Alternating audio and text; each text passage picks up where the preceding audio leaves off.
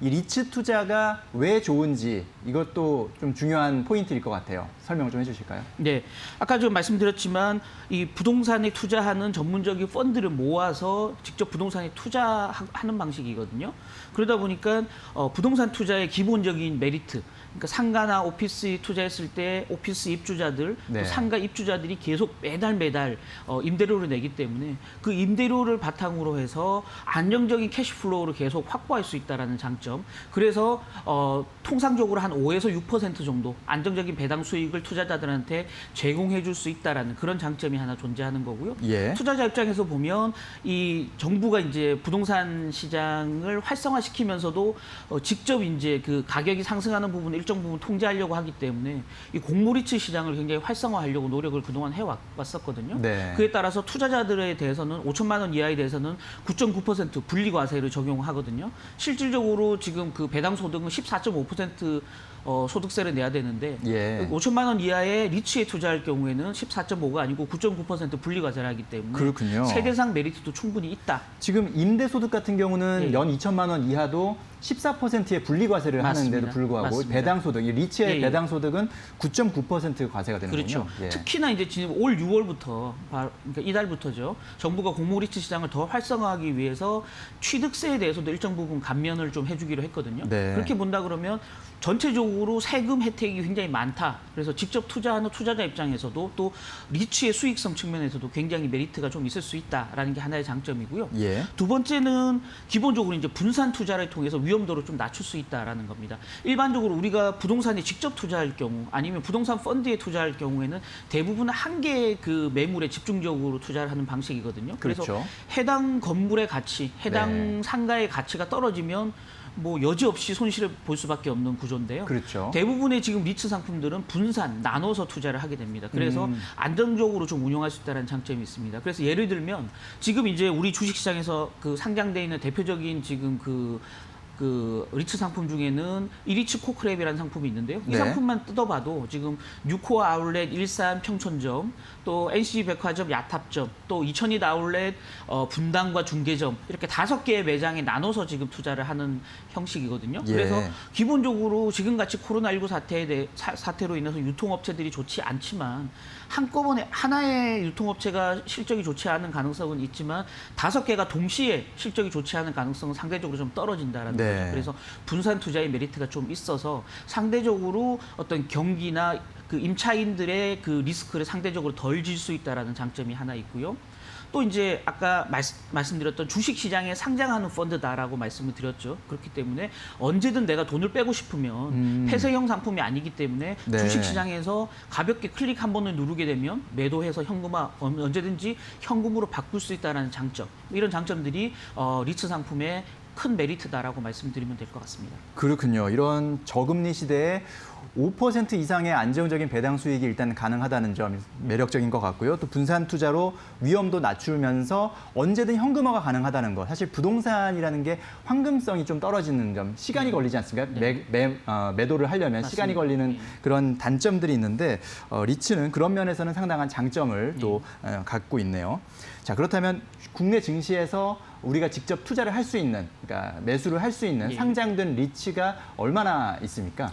예, 지금 이제 이 상장돼 있는 리츠 회사는 지금 2011년부터 첫 상품이 등장했고요. 지금 네. 이제 A리츠라는 상품이 2011년도 우리 증시에 상장된 이후에 지금 총 7개 리츠 상품들이 주식시장에 상장돼서 거래가 되고 있는 상태고요. 그렇군요. 또 이제 최근에 이제 이 리츠 상품이 기대를 모으는 이유 중에 하나는 하반기에 적게는 5개, 많게는 8개 정도의 리츠 상품이 주식시장에 추가로 상장된다라는 네. 기대감들이 존재하거든요. 말씀드렸지만 기본적으로 주식시장이 조금 활력이 떨어질 때 굉장히 유망한 그 새내기 주식들이 IPO를 하면서 주식시장에 활력을 불어넣는 그런 흐름들을 많이 보셨을 텐데요. 이 리츠 시장도 상대적으로 조금 지금 침체해 있다가 새로운 리츠 상품들이 한꺼번에 많이 이제 시장 내에 등장하면서 리츠 상품이 새로운 어떤 투자의 하나의 그 수단으로서 좀 자리매김할 가능성이 올 하반기부터 커진다라는 부분들이 오늘 이제 리츠를 소개해드리는 뭐 핵심적인 이유고요. 네. 가장 빠르게는 이제 7월 다음 달에 지금 이제 이지스 자산운용이 운영하는 지금 부동산 펀드를 가장 많이 가지고 있는 자산 운용사거든요. 그렇군요. 그래서 이지스 밸류 플러스라는 이 리츠 상품이 이제 다음 달 중에 상장 예정이고요. 네. 그렇게 본다 그러면 하반기에 이 리츠 상품이 좀 관심을 끌 수 있다라는 말씀 드리고 싶습니다. 그렇군요. 자, 하지만 또 코로나19 때문에 지금 현재 뭐 사람들이 이렇게 사회적 거리두기를 하고 있고 밖에 잘 안 나가잖아요. 예전보다는. 네네. 그러다 보니까 이 오프라인 매장들, 그러니까 부동산, 뭐 상가 예를 들어서 그런데 손님이 많이 줄었다, 뭐 이런 얘기가 많이 나오지 않습니까?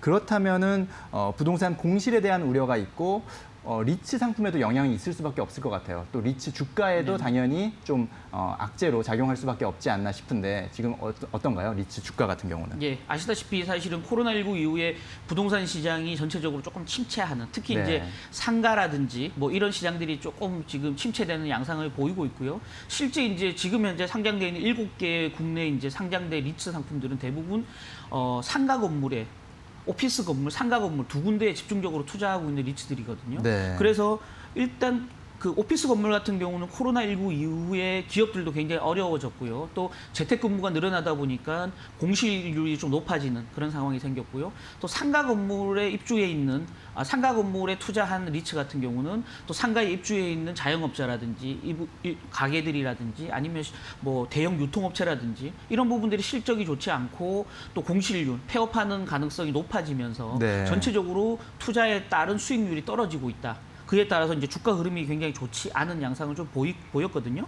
그래서 이제 지금 대표적인 리츠 상품 중에 NH 프라임 리츠, 또 K탑 리츠 이런 상품은 올 들어 지금 주가가 20% 이상 하락하고 있는 양상을 보이고 있고요. 네. 또 시장 내에서 가장 이제 우량주로 꼽히는 신한 알파 리츠 같은 경우도 지금 10% 이상 투자 수익이 마이너스를 기록하고 있고요. 예. 그 외에도 이제 대부분 다 마이너스 수익을 내고 있습니다. 그나마 아까 말씀드렸던 이리츠 코크렉 같은 경우는 5군데 상가 건물에 분산 투자함으로써 상대적으로 주가가 이제 마이너스 2% 정도로 좀 선방했지만 지금 7개의 모든 리츠들이 올 들어서 지금까지는 마이너스 수익을 계속 내고 있다라는 네. 겁니다.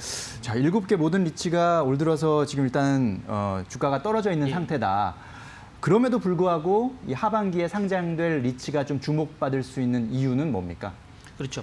그러니까 일단 첫 번째로는 아까 말씀드렸던 대로 기본적으로 이제 이 순환매 국면에서 그리고 이제 지수 추가 상승에 대한 부담감들이 굉장히 커진 상태이기 때문에 네. 리츠가 상대적으로 가격 메리트가 충분히 있다라는 거고요. 물론 가격 메리트가 있다고 주가가 위로 올라가는 건 아니겠죠. 그래서 일정 부분은 리츠가 가장 주목받는 시점이 언제냐를 좀 살펴보실 필요가 있습니다. 바로 저금리가 계속 이어지는 국면에서 리츠는 굉장히 상대적으로 강했다라는 거죠. 네. 왜냐하면 저금리가 이어지면 약간이라도 초과 수익을 낼 수 있는 상품들을 많이 찾는 수요가 늘어나고요. 그렇죠. 과거에 비해서는 수익률이 굉장히 낮아졌지만 어쨌든 안정적인 임대 수입을 통해서 안정적인 수익을 올릴 수 있다는 측면에서 보면 저금리 시대, 사실상의 제로금리 시대에는 1%, 2%라도 수익을 낼 수 있는 리츠 상품에 대한 관심이 좀 커질 수 있고요. 또 리츠 같은 경우는 펀드 자금을 모아서 부동산에 투자를 하는 방식이고요. 네. 일정 부분은 차입을 끼고 투자를 하기 때문에 지금처럼 금리가 낮을 때는 조달 금리가 굉장히 낮아지면서 투자 수익률이 상대적으로 좀 높아질 수 있는 장점이 있다. 네. 신규로 이제 투자하는 리츠 같은 경우는요. 그래서 이제 하반기에 새로운 리츠 상품이 들어오면 그 부분들은 저금리 수혜를 좀 노릴 수 있는 장점이 있다라는 거고요. 네. 또 하나는 이런 부분입니다. 지금 해외 리츠는 상대적으로 올 들어 주가가 굉장히 좋은데 국내 리츠만 이렇게 주가가 안 좋았거든요. 아, 그 그렇군요. 차이점이 뭐냐라는 예. 거죠. 그래서 투자하는 투자 대상이 어디냐에 따른 차이라고 저는 좀 이해를 하고 있고요. 지금 이제 국내 리츠 아까 말씀드렸지만 대부분 소매 유통점들이 입주해 있는 상가 건물 네. 또는 기업들이 들어가 있는 오피스 건물에 투자를 해왔거든요. 이건 코로나19 사태의 영향을 집중적으로 받고 있는 업태들인데요. 그렇죠. 지금 이제 하반기에 상장이 예정돼 있는 리츠 상품들은 굉장히 투자 자산이 다양해졌습니다. 그래서 최근에 이제 그 굉장히 화랑인 주유소 같은 경우 주유소에 투자하는 리츠 상품도 이제 국내에서 처음으로 이제 올 하반기에 등장하게 됐고요. 예. 또 이제 코로나19 사태로 인해서 온라인 쇼핑몰들이 굉장히 화랑을 보이고 있지 않습니까? 그러다 보니까 물류센터에 투자하는 물류센터도 일종의 상업용 부동산이죠. 네. 그래서 물류센터에 투자하는 그 리츠 상품이 새롭게 좀 등장하고 있고요. 또는 이제 임대 주택의 공공성 확보를 강화하기 위한 정부 정책에 따라서 임대주택 비율이 굉장히 늘어나고 있는데요. 그래서 임대주택에 투자하는 리츠, 뭐 이런 다양한 부동산에 투자하는 상품들이 등장하면서 기본적으로 기존의 천편일률적이었던 상가 오피스 투자에 비해서 상대적으로 조금 안정적인 더 초과 수익을 노릴 수 있는 그런 리스 상품들이 등장하고 있다라는 부분들이 하반기에 좀 기대를 갖게 하는 부분이다라는 거고요. 네. 끝으로 하나 또 추가로 말씀드리면 지금 이제 6.17 부동산 대책을 비롯해서 지속적으로 부동산 대책이 규제책이 나오면서 법인이라든지 상가 건물에 투자한 또 다주택자들이라든지 이런 부분 일정 부분 좀 매물화되면서 리츠로 그 관심도가 좀 옮겨올 가능성이 있다라는 네. 거죠. 기본적으로 꼬마 빌딩, 뭐 상가 이런 공시률이 높아지면서 직접 투자에 따른 수익이 떨어지니까 간접 투자를 위한 리츠 상품에 대한 관심도가 높아질 가능성이 있다라는 측면에서 하반기에는 이제 좀 리츠가 음지에서 벗어나서 양지로 나오지 않을까라는 기대감을 갖게 하는 부분입니다. 네, 그렇군요.